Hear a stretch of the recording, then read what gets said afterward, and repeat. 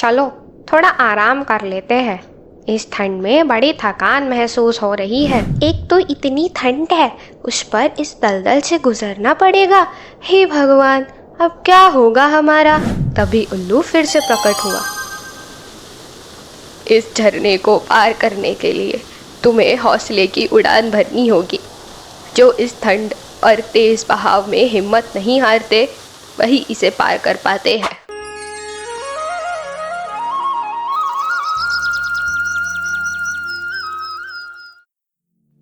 गोली, चिंटू, मुनमुन और रिंकी अपने घोंसले में सिमटे बैठे थे। ऐसी ठंडी तो मैंने कभी महसूस नहीं की। अगर ये ठंड और बढ़ गई तो हम सबका यहाँ रहना मुश्किल हो जाएगा।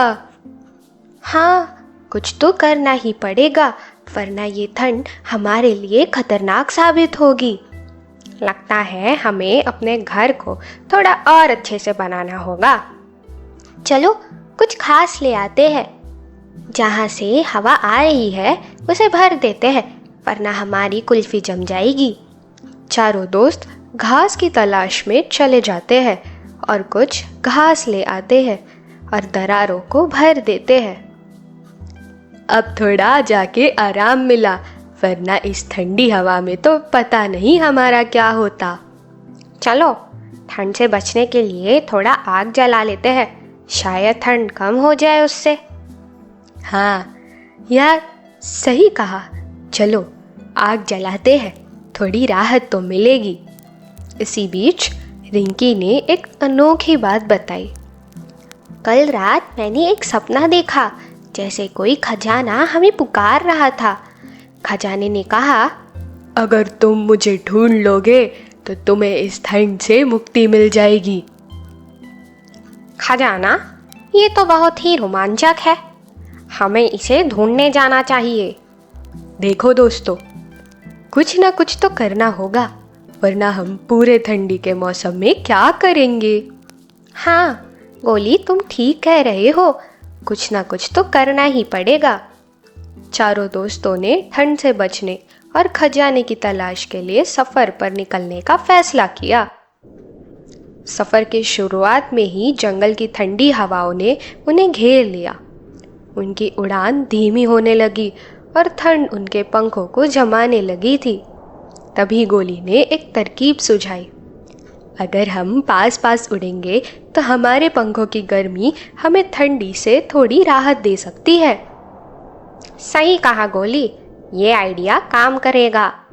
इसी तरह चलते चलते वे जंगल के गहरे हिस्से में पहुंचे, जहां पेड़ों के नीचे सफ़ेद बर्फ की चादर बिछी थी।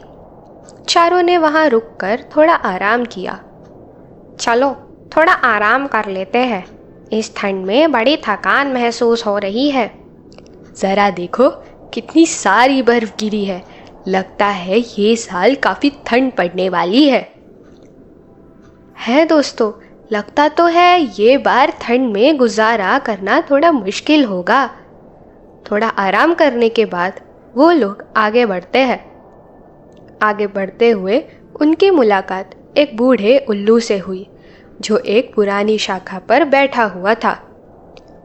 तुम चारों इस कड़ाके की ठंड में कहाँ जा रहे हो? हम एक खजाने की तलाश में निकले हैं दद्दू, जो हमें इस ठंड से बचा सकती है। क्या आप इसके बारे में कुछ जानते हैं? उल्लू ने गहरी सांस लेते हुए कहा, हाँ, उस खजाने के बारे में मैं जानता हूँ, परंतु खजाने तक पहुँचने के लिए तुम्हें 3 परीक्षाओं से गुजरना होगा। चारों पक्षी उल्लू की बातों को ध्यान से सुनने लगते हैं और उनका उत्साह बढ़ जाता है। कौन कौन सी परीक्षाएं हैं? हम सब उसका सामना करने के लिए तैयार है दद्दू। उल्लू ने पहली परीक्षा के बारे में बताया और रास्ता दिखाया, जहां उन्हें खजाने की पहली परीक्षा मिल सकती थी। चारों पक्षी उल्लू के बताए रास्ते पर चले और एक बर्फीले दलदल के पास पहुंचे। ये दलदल ठंड से जमी हुई थी और वहां से गुजरना बहुत मुश्किल था। लोग कर लो बात, अब ये दलदल से कैसे बचे? एक तो इतनी ठंड है, उस पर इस दलदल से गुजरना पड़ेगा। हे भगवान, अब क्या होगा हमारा? ये दलदल तो हमारी परीक्षा लेने के लिए ही बना है। हमें यहाँ से गुजरने के लिए कुछ ना कुछ उपाय तो सोचना पड़ेगा। अगर हम एक दूसरे के पंख को पकड़ ले और सावधानी से चलें तो शायद ये दलदल हमें निगल नहीं पाएगा। हमें एक डंडा भी लेना चाहिए। चारों उस डंडे को पकड़कर पार कर लेंगे इस दलदल को। तुम ठीक कह रहे हो, चलो चलते हैं। चारों ने मिलकर डंडे को पकड़ा और कदम कदम बढ़ाते हुए दलदल को पार किया। दलदल पार करते ही वे एक विशाल झरने के पास पहुँचे। झरना तेजी से बह रहा था और उस पार खजाने की ओर जाने वाला रास्ता था। इस झरने को पार करना हमारे बस में नहीं है। इसकी धार बहुत तेज़ है। थोड़ा आराम कर लेते हैं, ठंड बहुत है, आगे बढ़ने की हिम्मत ही नहीं हो रही है अब तो। चलो आग जला लेते हैं, थोड़ी गर्माहट तो मिलेगी। ये ठीक रहेगा। पहले गर्माहट लेते हैं, फिर देखते हैं इसका क्या करना है। चारों मिलकर आग जला लेते हैं और आग के सामने बैठ जाते हैं। तभी उल्लू फिर से प्रकट हुआ। इस झरने को पार करने के लिए तुम्हें हौसले की उड़ान भरनी होगी।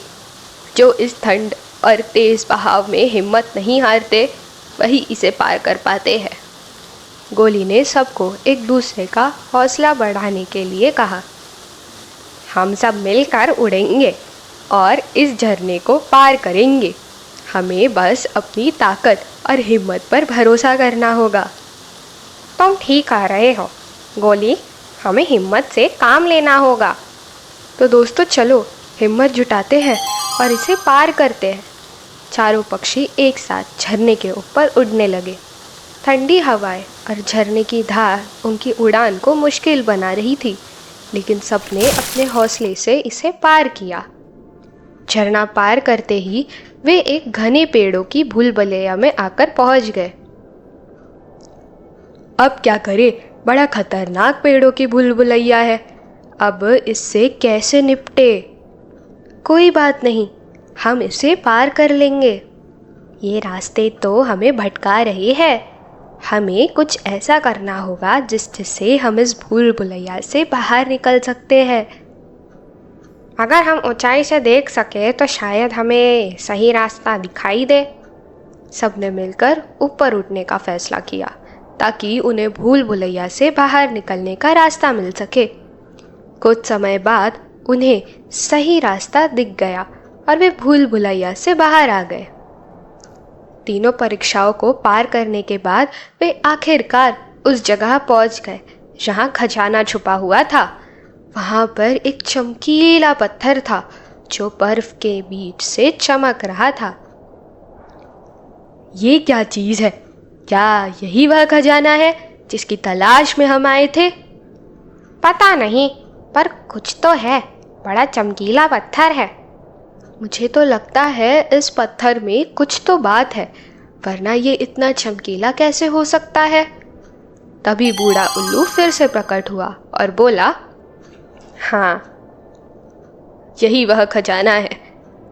यह पत्थर एक जादुई पत्थर है जो ठंड से रक्षा कर सकता है। इसे छूते ही तुम सबको गर्माहट महसूस होगी। तो क्या हम इसे छू सकते हैं? हाँ, ज़रूर छू सकते हो। क्या इसको छूने से हमें कुछ होगा तो नहीं? अरे नहीं बाबा, कुछ नहीं होगा। छू कर तो देखो एक बार।